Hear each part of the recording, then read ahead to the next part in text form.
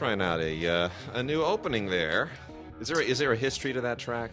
Yes, a friend of mine plays a Indian instrument called the gamelan. Ooh. If you look it up, you'll see that it, generally speaking, takes up an entire room. Okay. It's all kinds of bangs and clings and bangs and things like. And we were doing something, and I was playing the guitar and all that stuff. And she's like, "Let me play the gamelan," and she just started banging on the gamelan. And I realized, you know what? No matter how you hit a gamelan, it sounds pretty good.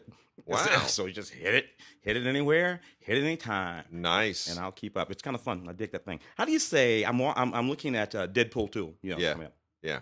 And which is fun. Oh, a lot of fun. Yeah. A lot of fun. To me, I love what I love about it is Domino. Domino is my favorite character. She is so sensational. I think her name is Zazie Beetz. She is the actress. She steals the movie from him.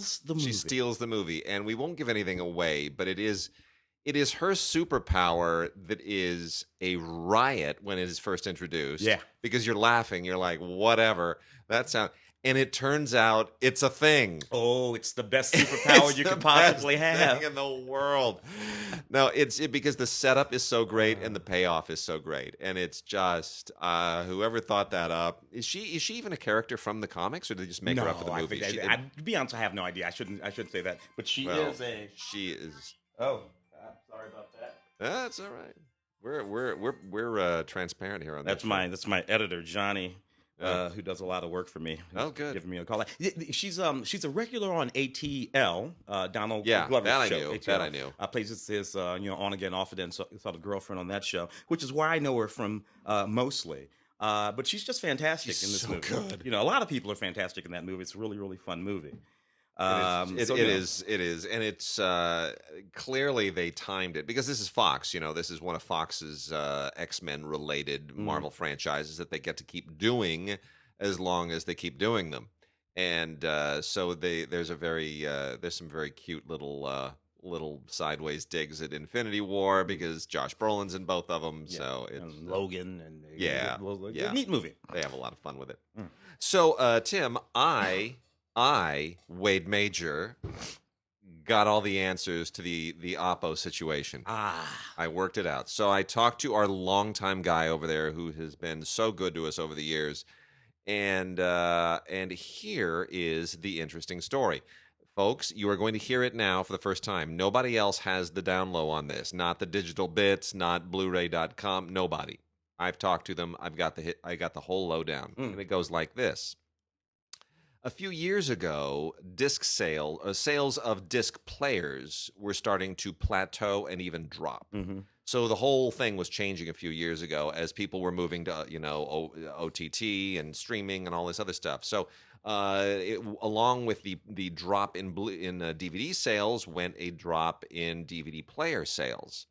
So the only thing still working there is Blu-ray, and then of course 4K Blu-ray, UHD Blu-ray is the next level, which is very boutique right now. There are only a handful of companies that are making 4K players, and they aren't selling a ton of them because people who already have Blu-ray players or invested in Blu-ray really don't see the point. There aren't enough titles, and we got 3 amazing ones today, including a giveaway. Just like last week, we did a giveaway of the 4K for Private Ryan. So Oppo saw basically the writing on the wall and tried to introduce a whole lot of new products that were not related exclusively to disc players, which included, these really cool studio headphones and other technology. They were trying to branch out into other technologies, none of which particularly really caught on to the degree that it needed to in order to replace what was their core business, which is player sales. Those players, yeah. I mean, they make players. They're not like Sony. They're not like Panasonic. They're not like Samsung or LG, where they make washers and dryers and televisions and everything else. They make players. That's all they make. So they saw the writing on the wall, started to develop a bunch of other products, and those didn't really catch fire. And so what the assessment now is, okay,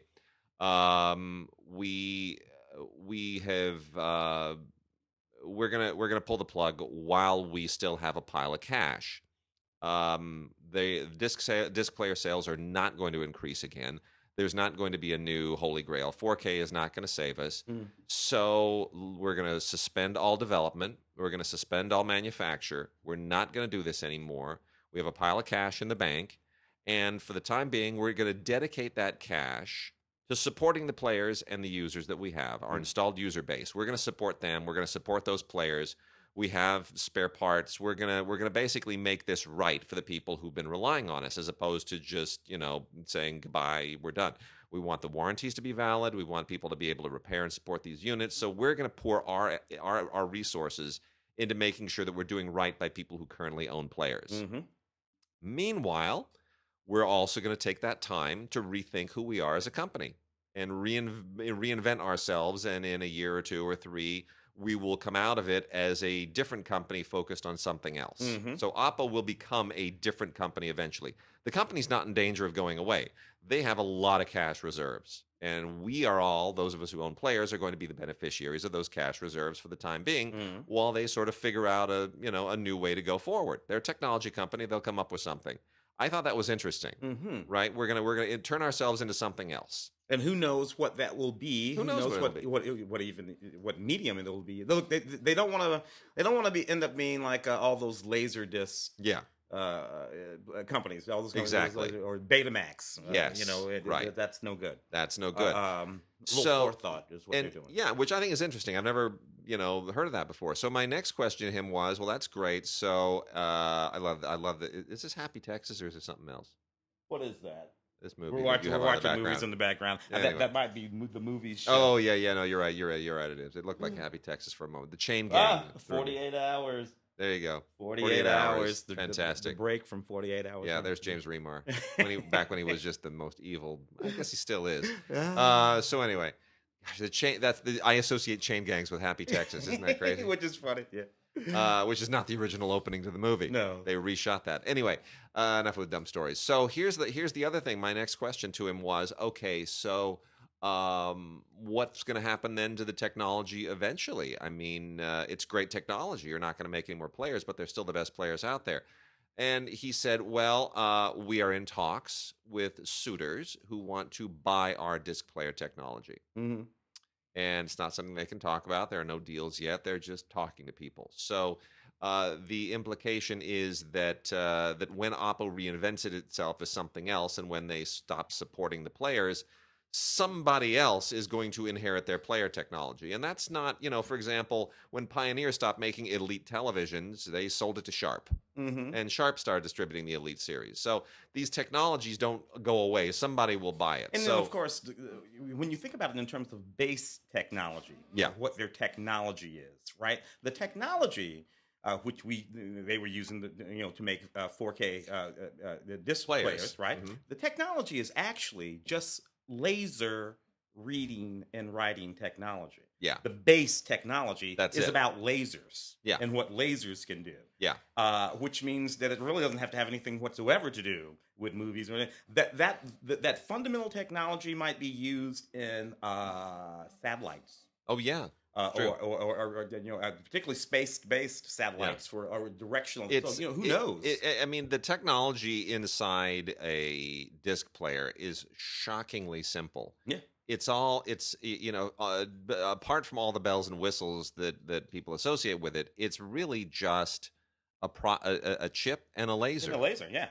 And it's just about how you program that chip to interpret and interpolate the data that the laser feeds through it. Yeah, that's it. That's really, yeah. The more focused your your laser, the more densely packed the information on whatever the medium is. That's all that's really that's going on. So with that, we're going to, there's really no other great news coming. There's stuff coming out of Cannes. There's some interesting news coming out of Cannes. Lars.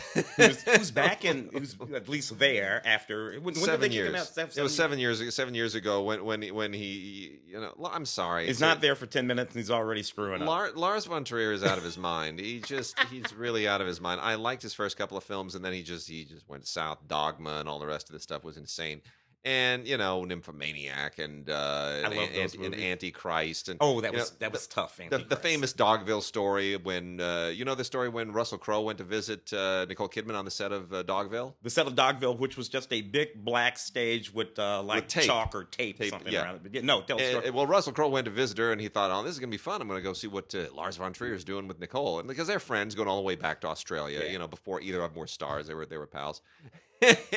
And Crow opens, he walks onto the set and he just sees nothing and people in costumes. And the first words out of his mouth in that sweet New Zealand Aussie accent of his was, "What the bleep is going on here?"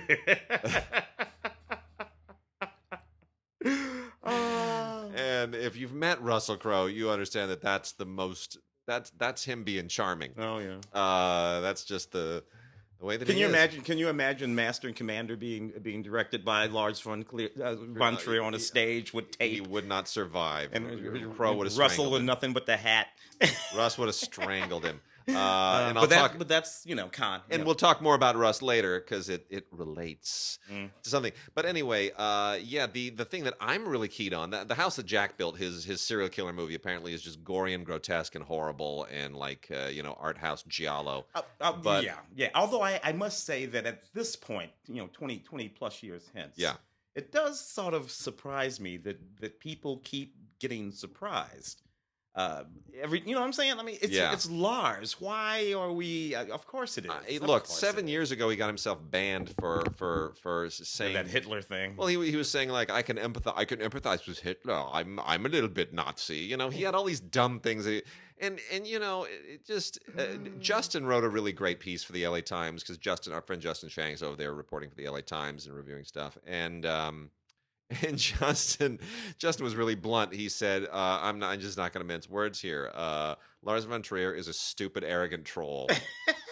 and it really is. It's just that's what he's been doing for the longest time, and he thinks he's so naughty. Here's the film I'm really looking forward to. It got picked up by Sony Classics before the festival. They screened it last night. Got a 15-minute standing ovation. The third film from Nadine Labaki. Now, Nadine Labaki is the Lebanese filmmaker who has been kind of on the cusp for a number of years. She's just absolutely wonderful. Her first film, which was what was it? What's the name of the first film? Where do we go now? No, Where Do We Go Now was the last one. Her first film, which is set in the hair salon in Beirut. What was that called? I'm gonna get it here. It's a food name. It's a food name. Bear with me. Hold on. Anyway, I'll find it here in a moment. Her new film is Capernaum, and it's about a kid who sues his parents for some kind of that takes legal proceedings against his parents of some kind. I know nothing else about it, but it got a 15-minute standing ovation, and she's a Lebanese filmmaker. She's fantastic. She's unbelievably talented. On top of that, she's young and gorgeous. She's got it all going for her, and she's one of only 3 women with a film in the competition. People are now calling this the Palme d'Or frontrunner, and that would make her only the first woman since Jane Campion to win. And I was there when Jane Campion won, and that was such a momentous moment. People are just it was a co-winner. So if she wins, she'd be the first like straight up solo winner. Caramel. About the women in that salon. In the salon. Yes. It's such an amazing movie. It's just so beautiful. So anyway, yes. So Nadine Labaki, and she was an actress before too. She's she knows what she's doing. So yes. So she did Carmel, and then Where Do We Go Now? And they are both great. Yeah, Where Do We Go Now? Anyway, yeah. And this new one is Capernaum, and apparently it's just phenomenal. And Sony's got it for the for award season later this year, and it's almost certain Oscar nominee. So let's see where it goes. But right now, not having seen the film, but being a huge fan of Nadine Labaki, and I'm a big fan of Arabic language cinema as well. Oh yeah. So I think it needs that. It's going to be good for the region. It'll be good for movies. It'll be great for Cannes if she wins, and I cannot wait to see the film. So. Yeah, Arabic language cinema very often bases its stories around children. Yeah, because it's necessary for all sorts of reasons. It gets you past censors in a lot of those countries too. And many of those, all the turtles Can Fly, and all these beautiful films, and many of them starred all these wonderful children. They're so poignant and so Yeah. sweet. Of course, also out of Spike Lee's film, Yes, Black Black Klansman, Klansman, which sounds really interesting. well, the trailer, I popped on and looked at loosely I based knew- on I a knew true no- story. I knew nothing what it was about about. Yeah. Loosely based on a true story, something that happened in the, I guess, maybe late 70s. I think it was literally 1979. Yeah. This black cop went undercover on the phone Yeah. as a white guy who wanted to join the Klan, David Duke's Klan. I remember, and David Duke was a guy when I was Yeah. growing up. David Duke down there ran for the Senate and all that Yeah. stuff. But whenever he had to actually appear in person, he had another white cop actually do all the person. But he played, and I'm looking at this trailer, and this is just cracking me up. It's killing me. It's a great idea. The guys there in the It's a the great afros, story. and Denzel Washington's son. Yeah. Is playing that lead Yeah. there, which is a sort of interesting sort of thing too, and Adam Driver, of course, and it just seems very, very funny. And I imagine it gets all the point. And then, of course, Spike had his little moment where he went on his tirade there. And again, that's the thing. Just like Lars, right? What did you expect when you put that microphone in front of him? Of course he is. Well, here's the thing about Can too. Spike and Lars are the only two people who have ever thrown a tantrum at Can for not winning the Palme d'Or, declaring that they would not come back because they didn't get the award that they deserved. Now, and I can't remember what it was with Spike. I can't remember what film it was. 48 Hours or 25th Hour. 25th Hour, Yeah. I think it might have been something like that. And with Lars, I can't remember what it was. But the Dancer in the Dark. it might have been Dancer in the Dark was the one that won it. I Oh, think. that's the one that won. Yeah, That's the one that won it. Yeah. So in any case, they're the only two that threw tantrums for awards that they thought they deserved. Now, here's the thing: Cannes has been for the better part of its history, which is now, gosh, what are we on? 70 years or something of Cannes. Cannes is. It's a showcase. It's where starlets go and take their clothes off on the beach and they are mobbed by paparazzi. Yeah. It's where people say and do outrageous things just to get attention because the eyes of Europe are there. And It's Fellini's 8.5. It's Boom, Fellini's. there it is. Yeah. So people do and say crazy things because they know it's good PR while they're there. Case in point, Lars did his dumb thing. He made his stupid movie that people hate, and I guess he got publicity out of it. Spike put a microphone in front of that man's face. Yep. He's going to use it, Yep. and he knows how. But you know who took the cake yesterday? Yeah. Freaking Godard. Jean- Okay, who is in competition as the oldest person in competition in history. He's 80-something now. And the film apparently is another one of these free-form... In praise of love. He just took a bunch of footage that he shot and others had shot and stuff he'd taped off the news and what knows, and he just threw a bunch of music down on some tracks and just cut a bunch of random images, and people are supposed to sit there for 2 hours and try to make sense of it. It's all just free-form, stream of consciousness nonsense. Do you know how he conducted the press conference? Now, what is back to them? Vive la vie. Worse.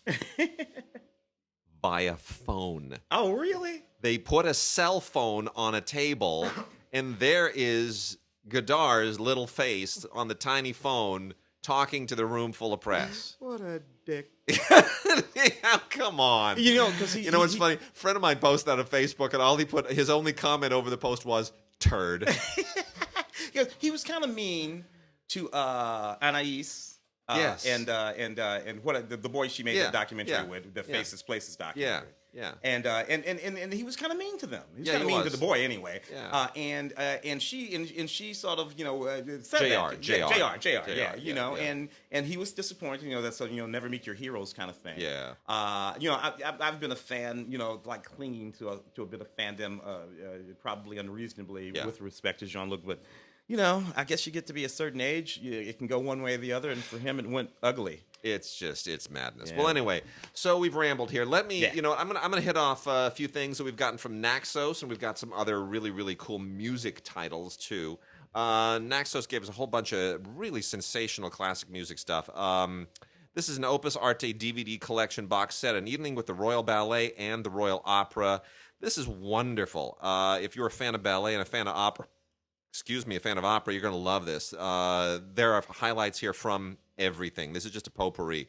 It's all the greatest hit stuff. So you'll just love this. I mean, La Traviata and Don Giovanni and Falstaff and Hansel and Gretel.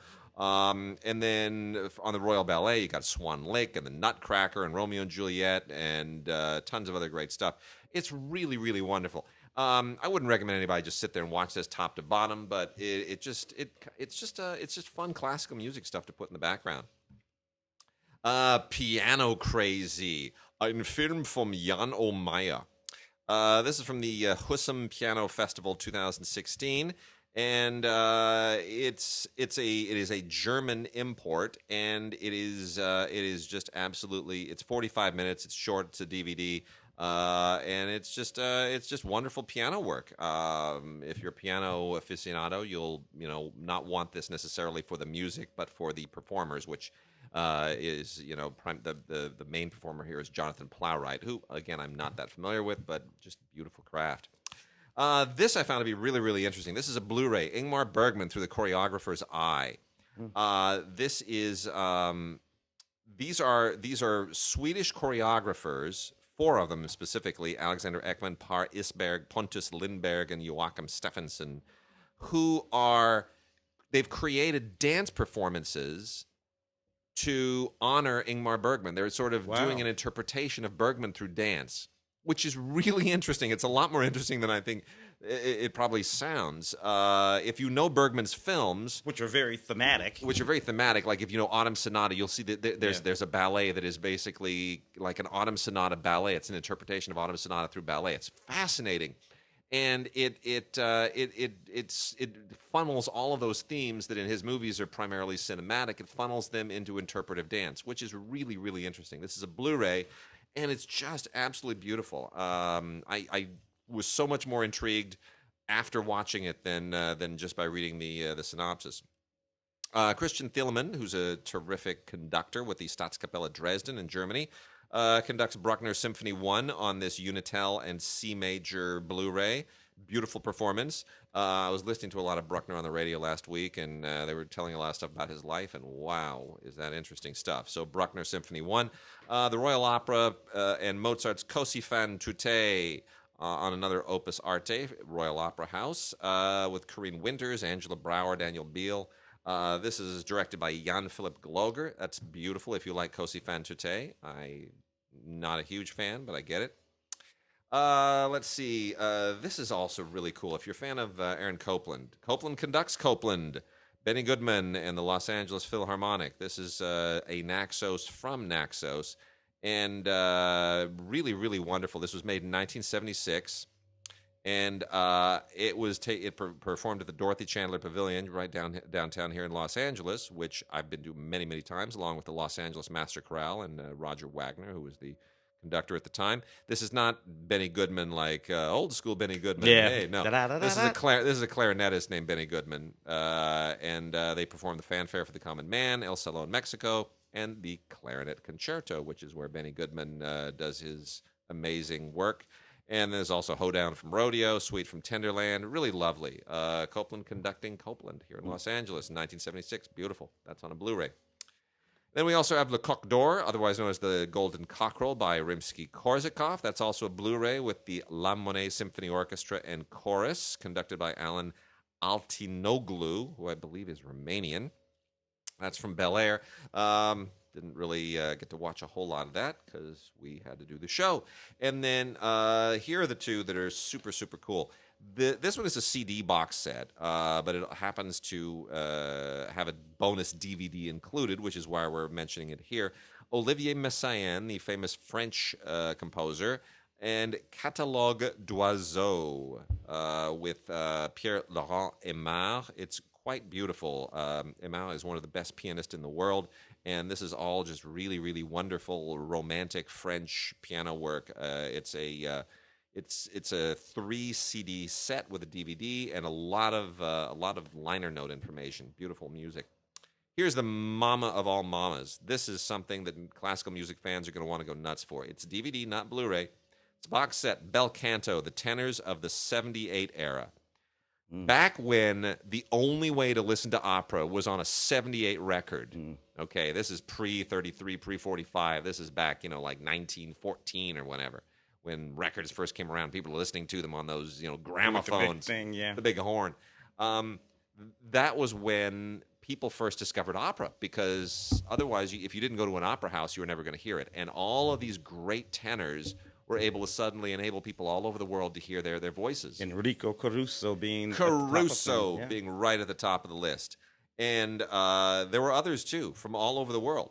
Caruso is the anchor of this. This is an amazing box set. There's part 1, part 2. There's bonus. There's just a sound. There's booklets in here. This is just a wonderful, wonderful collection. But there are others: John McCormack, Joseph Schmidt, Jussi Björling, Beniamino Gigli, Helge Rosvenga. I mean, the names that I never even heard of, but the voices are so beautiful. The recordings are rough. This is a raw recording era. There's a lot of background noise, and it's tinny and staticky at times. The recordings are very uneven, but it is beautiful. So well worth picking this up. This is this is essentially, I should point out, this isn't just, there's a lot of new footage in here too. This is kind of a it's an extensive documentary chronicle of these guys and their work, but not just it's not just a bunch of audio and thrown onto DVDs. This is looking at this era and recompiling it in a really fascinating way. And it goes all the way from, about World War I into the 1930s. So once you're in the 30s, the sound starts to really pick up. You get better technology. But it's absolutely beautiful. It's just wonderful. Yeah. Belcanto, the tenors of the 78 era. It's more or less the beginning of professionally recorded music. Not long before that, the late 1890s or so.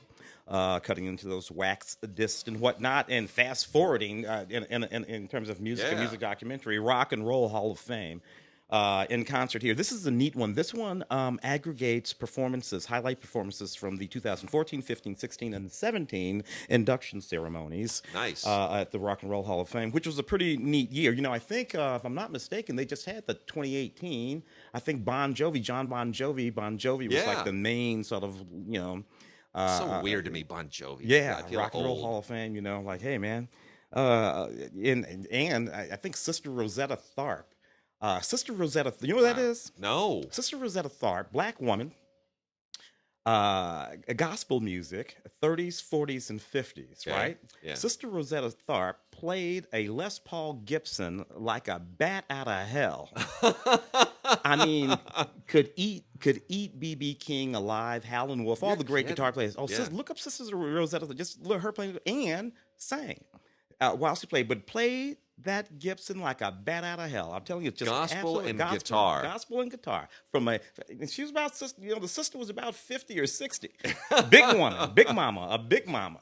Just you never seen anything like it. But after the show, I'm gonna YouTube it. She's I'm in the Rock and Roll Hall of That's Fame. great. This is a bunch of great performances on this. Bruce Springsteen performed with the E Street Band. Pearl Jam performed. The surviving members of Nirvana performed with Lord. Actually, I guess that would be the surviving members of Pearl Jam, because some of those guys are gone now too. Cat Stevens. So it was a really, really neat several years, all captured together here on this Blu-ray, the Rock and Roll Hall of Fame in concert. You want me to do more? Let me. I forgot about that guy. Yeah, let me hit some of these real quickly too. We got some really, really other great stuff here it's all Ed Sullivan Show stuff. The first two here are Motown on the Ed Sullivan Show, the best of the Supremes on the Ed Sullivan Show, and the best of the Temptations on the Ed Sullivan Show. Terrific, absolutely terrific. I didn't realize that. Honestly, I didn't realize the Temptations were ever on the Ed Sullivan Show. All I ever knew was the Beatles. That's it. That's like people play like the only time Ed Sullivan ever had music on the show was when the Beatles made their American debut. Temptations are terrific, just so good. And I still think, by the way, the TV movie of the Temptations is maybe the best made for TV movie in history. It's just such a great story, such a great movie. And then the Supremes just absolutely killed it. Diana was, at her very level best. This is wonderful stuff. And then we get a whole lot of Elvis, which is the other Ed Sullivan thing. And the thing with Ed Sullivan and Elvis was that they had to shoot him above the waist because he was gyrating in a way that was not appropriate for the youngins. So we got Elvis, the great performances, 40 songs on 2 DVDs, 3 hours of Elvis on Ed Sullivan. The complete Ed Sullivan shows starring Elvis, which is the all of everything that he ever did on the show. The complete shows, which includes everything. And then we get just Elvis, all his Ed Sullivan show performances. So there's a lot of overlap between these. I got confused as to what was and wasn't on which disc. I'm going to urge you to do a little bit of research into this. Just make sure you understand that there are 3 different titles here. Just Elvis, all his Ed Sullivan show performances. Elvis, the great performances, which is not complete shows. This is 40 songs and 2 DVDs, and just a lot of stuff, and a lot of stuff that was not necessarily on the Ed Sullivan show. There's a lot of other stuff, interviews with Jerry Lee Lewis and stuff like that, and then the 3 complete Ed Sullivan shows that had Elvis on them. So those are the 3, and then lastly, as we were saying, the 4 complete Ed Sullivan shows starring the Beatles and other artists, including the original commercials, which is a lot of fun. I enjoyed the commercials more than I enjoyed the Beatles. It was a riot because, no, word from our sponsor. If you liked it, it's hysterical. It's really, really funny. But there's a lot of really great stuff in here. There's even some bonus material where there's an interview of Ed Sullivan interviewing the Beatles before Hard Day's Night in 1964, which is really fascinating. And what I really enjoyed was some of the other stuff that's non-Beatles related, like Davy Jones and the original cast of Oliver. I didn't know Davy Jones was part of the original cast of Oliver. I did not know that. On Broadway. Yeah, I mean, I think of Davy, I think of the Monkees, which is like the fake Beatles. Yeah, Davy Jones, Broadway, Oliver. Go figure. I didn't know fantastic, that. Cab Calloway, Mitzi Gaynor, Georgia Brown, Soupy Sales. It's a lot of fun. But here's the other thing that jumped out at me here.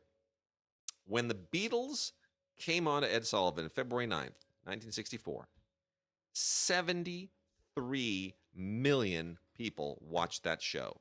73 million people. 1964, we were a nation with, I think, 3 major networks. I think the DuPont network had already gone away, if I'm not mistaken. 3 major networks. That is effectively half the country. Yeah, I was going to say, given the population of the country at the time, half the country, 100 million fewer people. Now, flash forward to all of the stuff that we have going on right now. I mean, there is so much product out there, and networks, and cable, and streaming, and things that you can do with your DVDs and your Blu-rays, and there's a lot going on. Back then, it was TV, like 3 networks and a movie that might be playing down at the one-screen theater.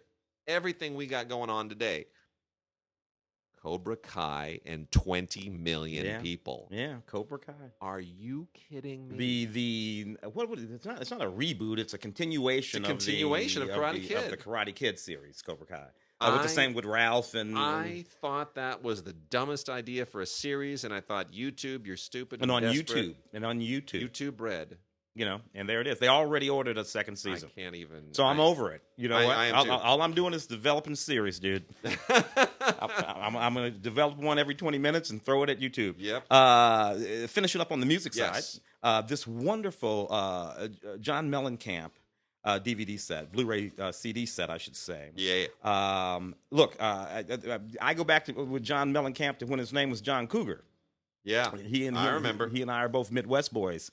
Mr. Mellencamp and I. And the thing that I always thought was interesting about John Mellencamp, right? So, we were coming up, one of the little bands I was in, we would play all these Mellencamp songs, right? The 80s ones, Cherry Bomb, Pink Houses, Jack and Diane, all of those songs, right? And sometimes we'd play these sets at, places that were, kind of black. Yeah. and they'd be like, dude, what are you guys playing these? I'm like, listen to the words of the song, dude. Listen to the words of these songs. John Cougar is with us, Holmes. Yeah. He's down with the people. And he always really was. But we associated sort of country rock. No, John Cougar was always something of a bit of a socialist, and a lot of that comes through. This is a spoken word kind of thing where he's playing music and talking and doling out little nuggets of wisdom, doing his thing. Because he's clocking 70 now. Middle 60s anyway. He directed a movie. He directed a movie some years ago, back in the day. He really is an activist and a sort of social commentator. He's an interesting guy. He's a Renaissance man of a certain era. Of a certain era. Yeah.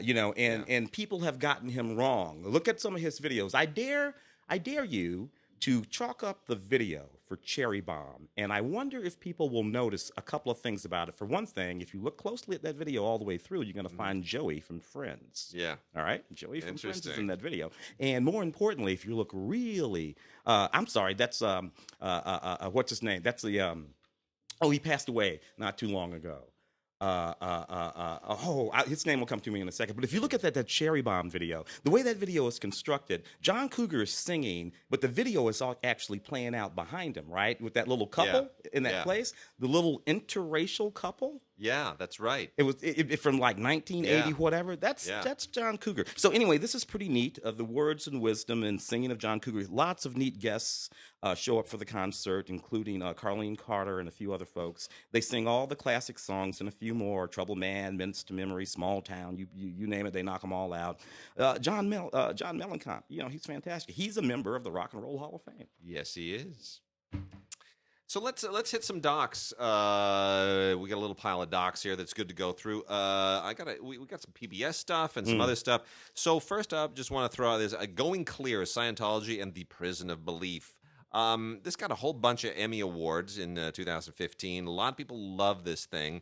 It is, I will say this, it's a very, very well-made documentary, and there are even people in here that I know, like Jason Begay, who I was in Jordan with last year. Yeah. From Chicago PD. Fantastic guy. I mean, I love Jason. It was just a good time. And he was one of the first to kind of exit Scientology at the time. Oh, yeah. I love to hear him talk about Scientology. It's an interesting conversation. Yeah. We had it with him. He cuts it to pieces. Now, I am not a big fan of sort of attacking any faith system, however sort of fringy it might be. So that's not something I personally do. I kind of, to each his own. Everybody do your thing, whatever makes you happy. But that said, as a documentary, this is extremely well done. It is very interesting, and because they actually have people who came out of it speaking about it, there is an authenticity to it. It is very frank. They simply speak to what they experienced. And Alex Gibney is no slouch. He is not a propagandist. He's a real documentarian. He's not Michael Moore. He's not Michael Moore. He really goes to great lengths to be as even-handed as possible, and it still has a point of view, but it's a good doc. So I do have to recommend it. And then also want to put a little shout out for Finding Oscar, which came from the Kennedy Marshall Company and the USC Shoah Foundation. This is an absolutely wonderful doc. It was at a number of festivals, including Telluride, and it deals with the Guatemalan Civil War and this one young boy who survived it and was raised by a soldier that was responsible for basically killing his family. It's an unbelievable story. Full disclosure, I have a vested interest in this. The co-producer and editor of this was Martin Singer, who was a very, very good friend. I was a little boy who was just about my daughter's age. I've known Martin for years and years and years and years. Wonderful guy, amazing editor, and he was so proud of this, and we're so proud of him. Finding Oscar, beautiful, beautiful movie. I got a couple over here, PBS, Blu-rays, Sex, Lies, and Butterflies. This was wonderful. I saw this when it was actually on. For one thing, there has been a sort of horrible butterfly die-off in recent years. It almost rivals that bumblebee die-off they had, that they associate. It's very, very strange, and it's not like it was. Certainly, the existence of butterflies just everywhere in the spring and summer, like when we were children, when I was children growing up in the Midwest, I mean, butterflies were this thing, you know what I mean? Yeah, so that sort of went away. Anyway, this wonderful little film explores the life of butterflies.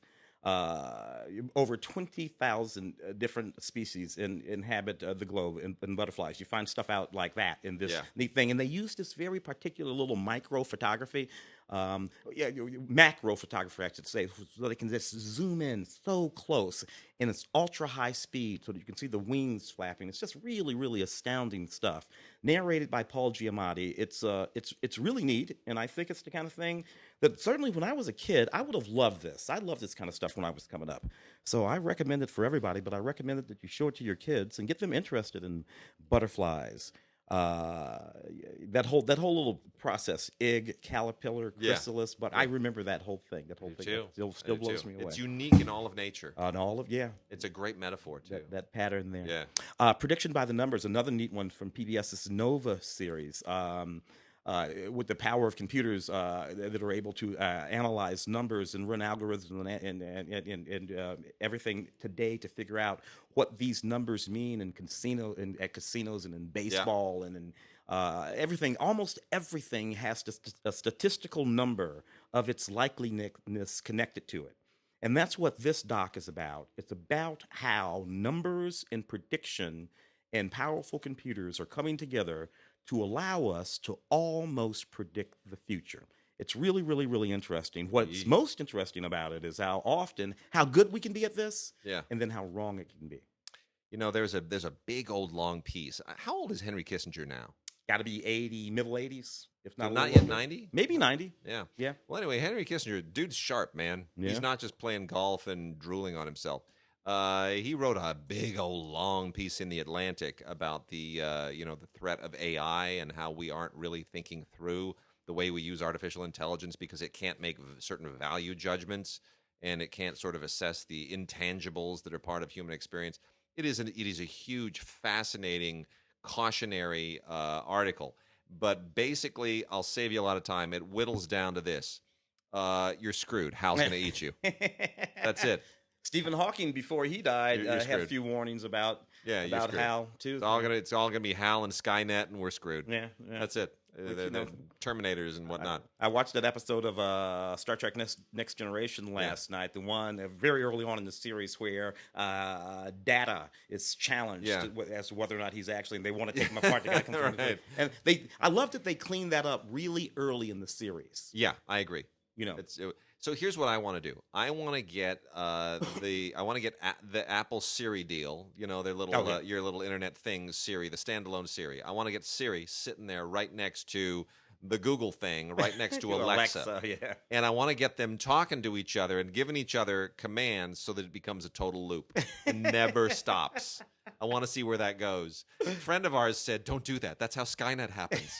And I'm like, I want to see if I could do that. I want to see if I could get Siri saying, "Alexa, what time does Google have?" Cortana. Ask Google, ask Alexa, ask Siri, ask Google, ask Alexa, ask Siri, ask Google. I want to see if I can get that somehow going in a loop. I'd like to see if you can get them to disagree. on whatever time it is with the temperatures. No. So come home one day, they're all arguing. No, it is not. Come home the next day, they're making threats. I got a couple here from a couple of World War II. Great Escape at Dunkirk, which is part of Nova. And on the heels of the year with all the wonderful Dunkirk movies. A ton of Dunkirk movies. Excuse me. Oh, Tom Petty.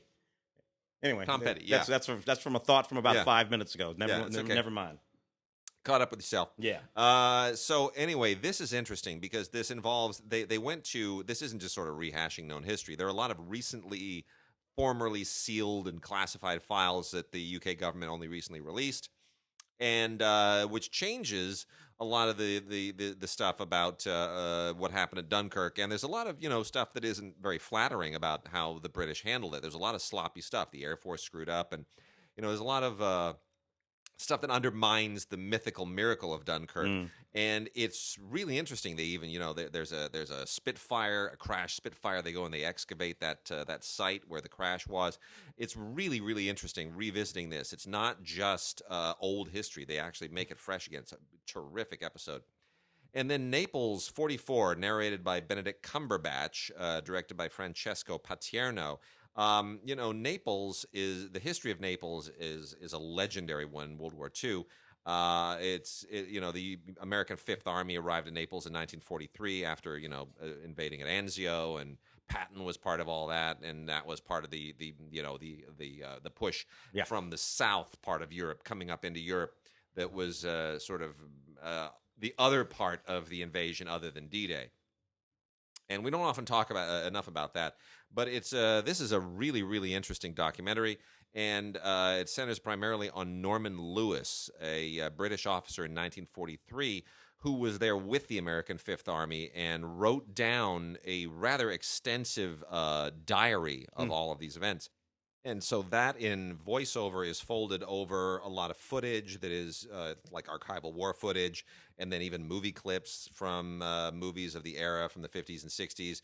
and it all comes together in a really, really interesting kind of collage. It's quite extraordinary. It really is. It's very, very powerful. It really contextualizes the era in a very meaningful way. Mm. I've got a couple. All right. One, which was executive produced, reported by, narrated by, and stars Ann Curry.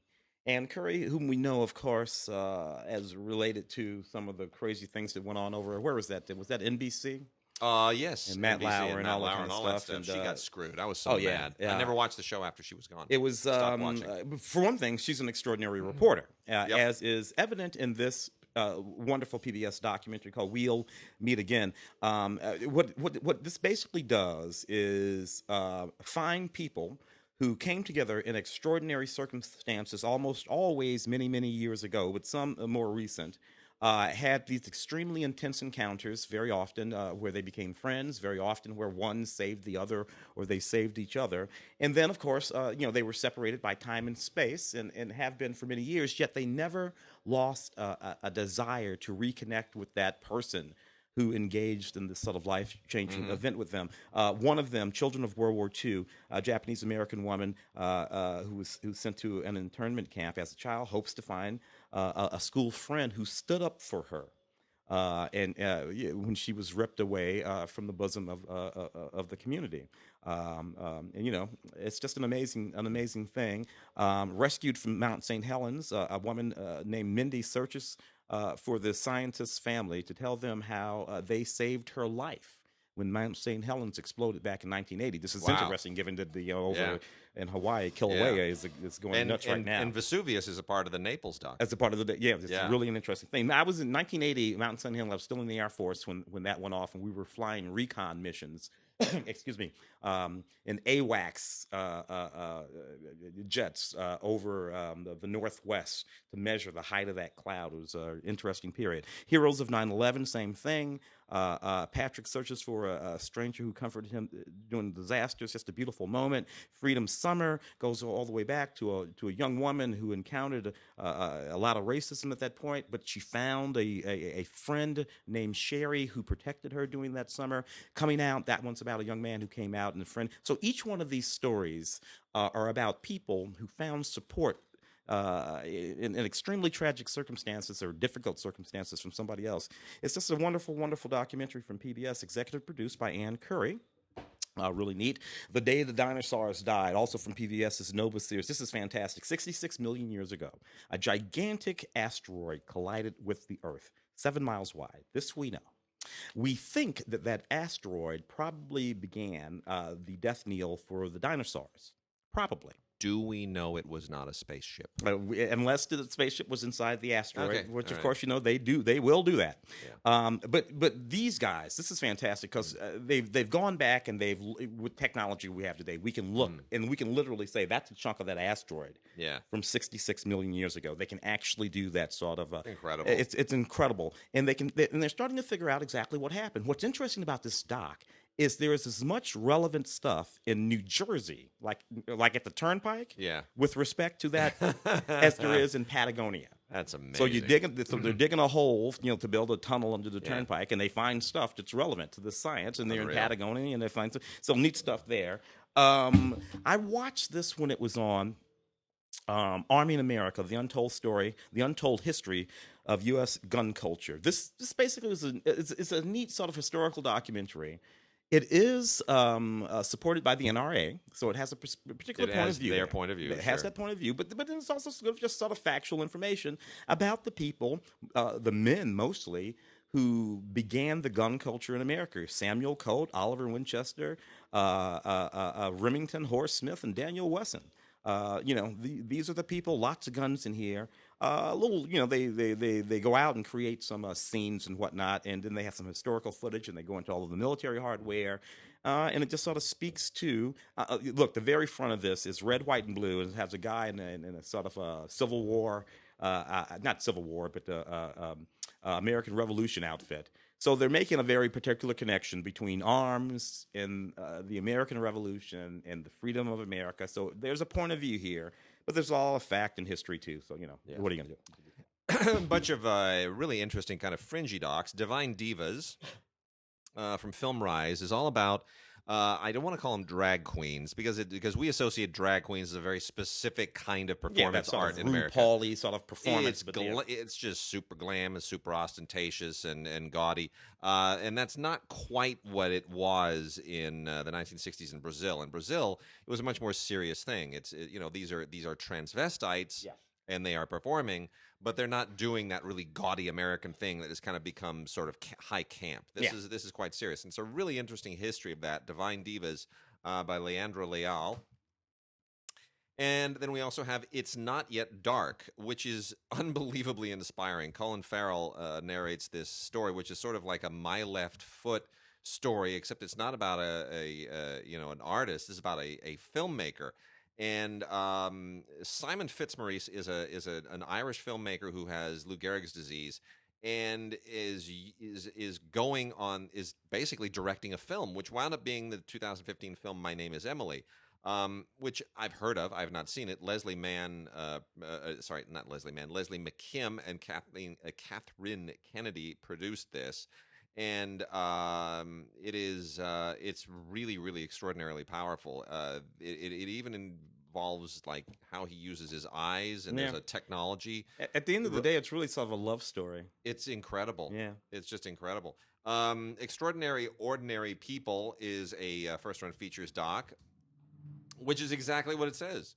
It just covers all of these really interesting and different people from all these different backgrounds and nationalities and walks of life, and it winds up being sort of a tapestry of people who are all brought together exclusively through the National Endowment for the Arts, and how that sort of represents this nexus of sort of just extraordinary achievement that doesn't really look at where you come from or what kind of person you are, just looks purely at the achievement and the individual artist that created it. It's quite inspiring as well. And then The Secret Life of Lance Letcher, Letscher. This is directed by Sandra Adair. And I was not familiar with Lance Letcher. Artist documentaries kind of go far and wide these days. And he apparently is this guy from Austin who does collage work. And it's really complex and intricate and fascinating collage work. And this is just a look at his life and his work and his inspiration and his process. And it's a little bit unfocused at times. It kind of goes far and wide to try to keep, wrap its arms around everything. But it's, if you like artist documentaries, it's so fascinating. It's such an interesting look at his work. It could be so cool. I remember this 1991 documentary, Doris Day, A Sentimental Journey. I remember this from 1991, actually. And it really, really is a wonderful documentary. Legendary singer and actress Doris Day, who entered the business in the 1940s. I think Michael Curtiz, gave her the first part in the film. And this doc simply just walks through her absolutely extraordinary, kind of exciting, interesting life. Doris Day had a little interesting moment where she was hanging out with Sly Stone, in the late 70s. I can totally see that, and I could see it too, frankly, because Doris Day was fine as hell. Yeah, we had a really interesting moment with Doris Day a couple of years ago. The laugh cup thing, with the whole thing and with the Skype. And it's an impossible moment to actually describe. So I won't even try, but it's neat. Bonus features here include a 1976 interview with Doris on the Merv Griffin Show, an episode of the Doris Day Show, which I love. It still comes on the Decades channel 2.2. Those shows, the colors are so rich and saturated because they were using that film vision process back in the late 60s. Yeah. All those reds and greens and blues. Dude, I can just watch it all. That, A Family Affair. All of those little the colors are just amazing. Plus, there is a 1968 collection of Doris Day movie trailers. Neat stuff. Doris Day, A Sentimental Journey. Spying on the Royals is a neat show, a neat series, more or less, about the Edward VII and Wallace Simpson That whole period. mess. That whole mess that went down there, which is so interesting because as we sit here now, Yeah. I think about now, they're married now. Are they married now? Oh, was Would it they today? be married now? Was It's it today? I mean, because it's several hours ahead. Yeah. So maybe it's later tonight. I don't know Well, exactly, but if they're not married now, they will be in a couple hours. Of course, we're talking about Harry and Meghan. yeah. When I got married years ago, the day 2 days before we got married, Diana and Charles got married. Yeah. Yeah, it was like the coolest thing, Yeah. So like you're having that. I remembered well. It was the most wonderful thing. Anyway, this is about the secret files that shed new light on their whole sort of scandalous romance. A romance now that wouldn't be scandalous at all, and nobody would need to spy on it. Nobody would care. Yeah. You remember when Prince Andrew was dating Kusark, the porn star? That kind of opened the floodgates, and I think nobody cares anymore. I got a couple here from Icarus. They are timed to coincide with what is recently the 200th anniversary of Karl Marx's birth. Which That's important.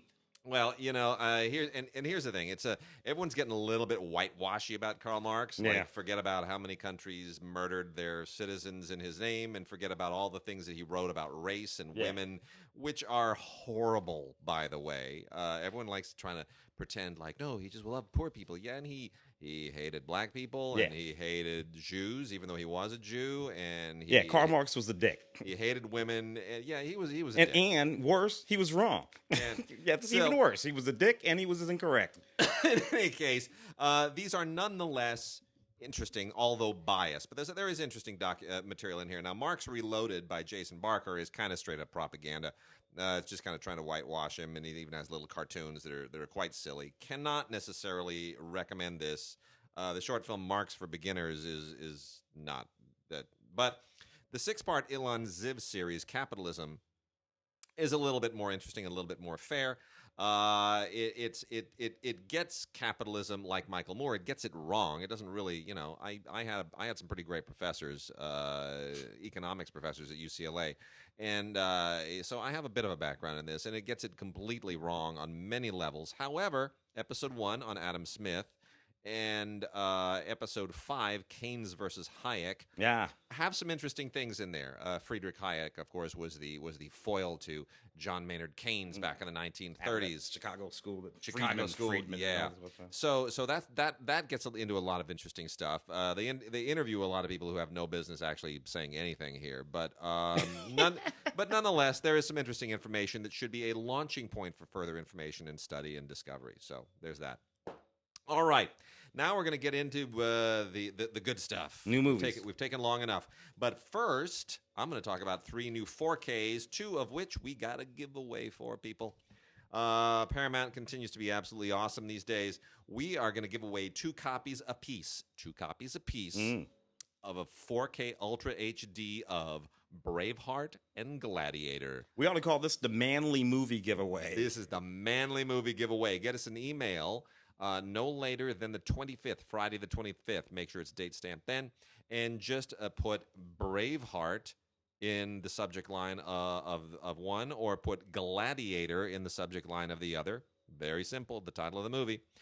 Send it to gods@digigods.com or gods@cinegods.com, and include your name and address in the body of the email. And over the weekend, we will select 4 very lucky people, 2 apiece for Braveheart and Gladiator, to receive these 4K Ultra HD releases. Let me just say this. These are amazing, amazing 4Ks. It's like watching the movie all over again. It's absolutely stunning, especially Gladiator. Braveheart, I'm less fond of Braveheart these days as a movie. I kind of see the seams in it. I kind of start to see some of his dumb sense of humor and some of the things that Mel did then that we weren't fully keen to. I think everyone wanted him to succeed. Now movies eventually become things that existed within the context of a canon. Yeah. And we saw these movies day one back in the day. Yeah. And now I cannot help but look at them in the context of a canon. That's true. And then all I can really do is move it around in the canon and figure out where it goes. It's no Passion of the Christ. True. Gladiator, though, let me say, getting back to Russell Crowe, who we were talking about earlier. So I did the press day for Gladiator.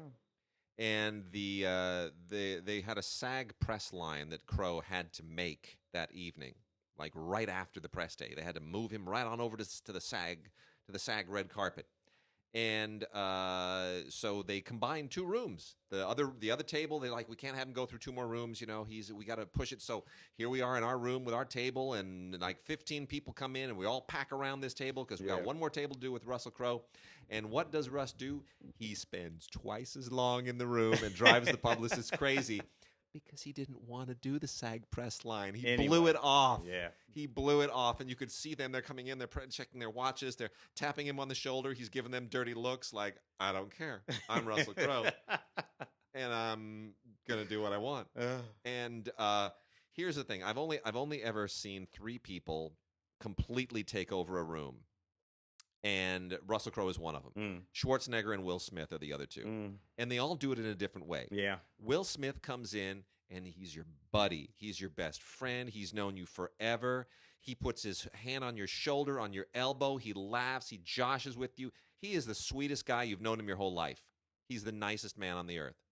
Schwarzenegger comes in, and he's intimidating, but he's jokey. Yeah. He makes fun of you, but in a really fun way. He's like we're buddies from the gym. Or you're not working hard enough, you girly man, right? It's that kind of stuff.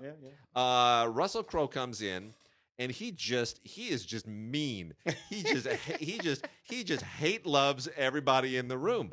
And eventually he is so cruel to you that Stockholm syndrome sets in, and you just think, I just want you to abuse me forever. Just keep abusing me, keep insulting me, keep being mean and cruel and horrible to me. And it eventually becomes very funny. But he's so intimidating. He walks in, and he just hate loves the room. That's it. It's all about hate love. Will Smith. Super quick. Yeah. I'm interviewing Will Smith for a movie called 7 Pounds. Nicest guy in the world, right? Wonderful. And I've talked to Will 100 times by then anyway. Yeah. He's a nice guy. So we sit down with Will. I say, Will, my mama told me that she talked to you yesterday in St. Louis. In a mall. My mom lives in St. Louis. I'm like, she told me to tell you, hey. Anyway, I know she's just tripping, but, I just wanted to, my mom told me, she says, your mama's name Elma? I'm like, yeah. He's like, yeah, I talked to her yesterday in St. Louis. I was in St. Louis in this mall doing a thing. I read it to your mama. She told me that I was going to be talking to you today. And so anyway, hey. And I'm like, this is just absolutely bizarre. But he actually knew my mom's name and had talked to her the previous day. That's why he's great. That's why he's Will Smith. Gladiator and Braveheart, 2 of the best 4Ks you will see out there. And here's another one I'm going to recommend high, is Fox's release of Die Hard, 30th anniversary on 4K. Looks fantastic. All these things it's all the original extras. There's nothing new here particularly other than the 4K transfer. So it's the same, commentaries and featurettes and all that stuff's the same. If you have these, you're double dipping exclusively for the new transfer of the film in 4K. And Die Hard, my gosh, what audio this thing has. It just kicks and screams and yippee-ki-yay all over the place.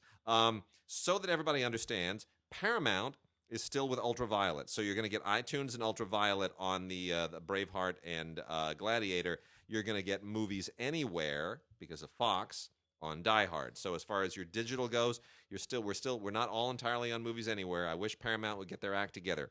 Come on over. Come on over to Movies Anywhere, please. Paramount has all kinds of issues. They got to get onto Movies Anywhere. Everybody else is. Come on, join the game. Paramount they might not even be a viable movie making company in a couple of years, depending on what happens with the guys over there. Knocking off a few newbies. Chris Hemsworth's 12 Strong.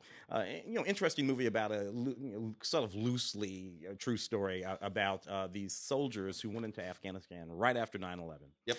And they had to convince this Northern Alliance general to help them, take out a whole. The problem was the only way that they could get to where they were going was on horses.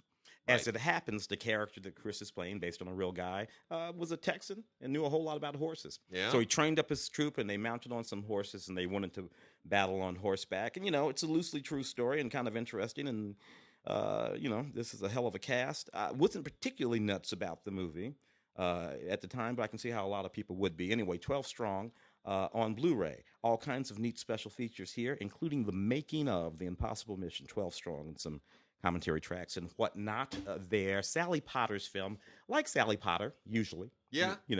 She's fringy. She's fringy, but yeah. This one did not quite get me. The Party it's meant to be a satire. It's a dark satire, that's for sure. It's about a party that's being held. All kinds of people we know there, centering around Timothy Spall, and you have Cillian Murphy and Kristen Scott Thomas, and then Patricia Clarkson and Emily Mortimer, and all of these people. And it's interesting because a lot of it is about politics, about British politics, right? Somebody has just been elected to the House of Commons or something like that, and they're there to celebrate that. While at the same time, all kinds of relationships things are going on. But it's the politics that they talk about that got kind of interesting. They talk about the British healthcare system. Yeah. And one of the folks in the room is actually quite ill in the context of the story. So, neat to a certain extent. Black and white, Sally Potter film, The Party. Special features include a making of the film, an on-set, the making of the film. Very nice.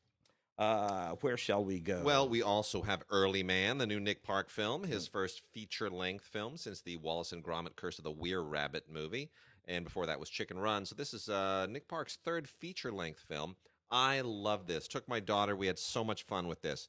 Early Man is hilarious. As long as you're talking about the dinosaurs earlier, this is all about cavemen in this one little enclave who discover that the Bronze Age is rising up around them. Yeah. It's going to intrude on their little Stone Age paradise.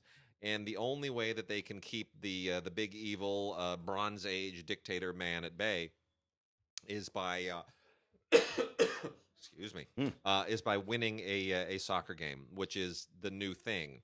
And it's sort of like the origins of soccer. It's basically Bad News Bears, except it's soccer in the Bronze Age with cavemen. It's so cute. It's so fun. It's so funny. It's so cleverly done. It's such good stop motion animation, and it has a bunch of great featurettes. If you had to put it in, if you had to lay it out, and the Chicken Run, how would you lay it out? Where does it fall? I still think Chicken Run is his best film. I think this is on par with Curse of the Were-Rabbit. Okay. Yeah, I think it's on par. And what he does with stop motion blows my mind. I do not know how he does some of this stuff. It is really, really, CGI. We get it. It's on a computer, and you just do what you want. But when you're dealing with clay and actual physical things, and there's all of this stuff with volcanoes and dinosaurs and balls in the air and in slow motion things and characters slide. It just, I don't know how he does it. It's amazing. What I like? I like it when you can see the thumbprints and the prints, and that's just extraordinary. It's to me. Beautiful. Give me that over Early Man and some great featurettes. And Nick Park's a really shy guy, so getting him to do these featurettes is quite a feat too. A couple more newbies here. Desolation. This is a pretty scary film. It's a film about a young woman who has a son, and her husband passes away suddenly, and they're all in distress, and he wants to have his ashes spread out in the woods. So she and her best friend and the son go out there to do that, and this guy, this really, really scary sort of a guy in glasses, just starts stalking them. And it is just a creepy heck of a Blu-ray, heck of a movie that works pretty damn well, and I can recommend it. What I will not recommend, however, is Jennifer Lawrence's most recent movie, Red Sparrow.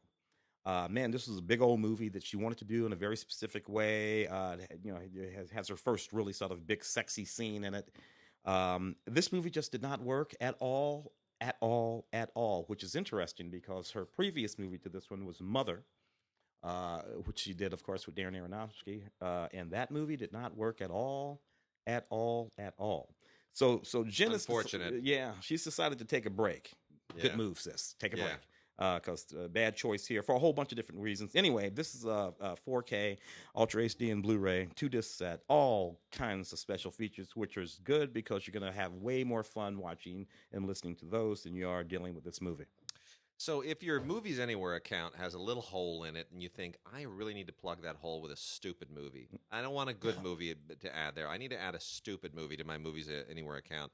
Then I would recommend Daphne and Velma, the original movie from Warner Brothers, which is just the dumbest thing ever. So apparently, before all the Scooby-Doo stuff happened, before we actually had Scooby-Doo, before we had Shaggy, before the gang got together in the Mystery Mobile and all that nonsense, apparently Daphne and Velma were best friends in high school and had to solve this like weird like neo quasi soft zombie phenomenon where kids are disappearing, and it's a whole silly thing.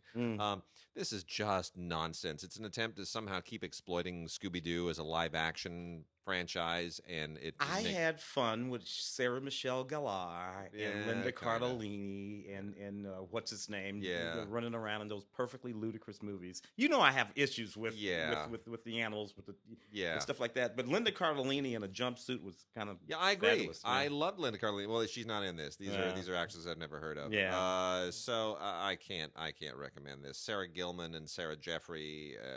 It's just. Dumb. You know what's funny? It would be way more fun if they had went out and got Sarah Michelle Gellar and Linda Cardellini. Sure. I think they're all like 40, 45 now. Freddie Prinze Jr. Yeah. Put them back in that machine. Let them and then the 1517 to Paris from the director of American Sniper. That's how from the director of American Sniper. As opposed to Clint Eastwood. Just really, is that where we are? Are we now plugging this for audiences that are so clueless? I think they're afraid the younger audience wouldn't know who that is. Yeah. Anyway. You can put this on your Movies Anywhere account as well. Here's the thing. This is all about those Americans who stopped that terrorist attack on the train in France. The novelty here is one that has been done before on a few occasions. We've had people who play themselves in movies. Jackie Robinson played himself in the Jackie Robinson story. Muhammad Ali. Yeah, I mean, in The Greatest. Sure, we've had people who have who played themselves. What's his face? The World War II. With the Artie with the hooks for hands. No. The won the Medal of Honor. Won the Medal of Honor. For the shooting. Played himself in a movie. So the three guys actually play themselves in this movie. One of them is really good. Yeah. Because he's a media guy now. He hosts a TV show. Another one is fine. And the third guy is terrible at playing himself. Really uneven. That's what detracts a little bit. And that's why we have acting schools, folks, and actors. So it's a novelty. Doesn't quite work. But I will tell you this. And even though this is it has a little bit of the Sully problem, where it's about an event that you can't really conflate into or inflate into a movie. So you have to build a kind of a narrative around it with flashbacks and the backstories and all these people. And the narrative that's built around the event doesn't really justify the buildup. But when you get to the event itself, that 88-year-old Clint Eastwood directs the hell out of it. He can keep it moving. Man, it is like if this had just been a short film on the event itself, on the train, I would just say bravo. That is virtuoso filmmaking. It is, I mean...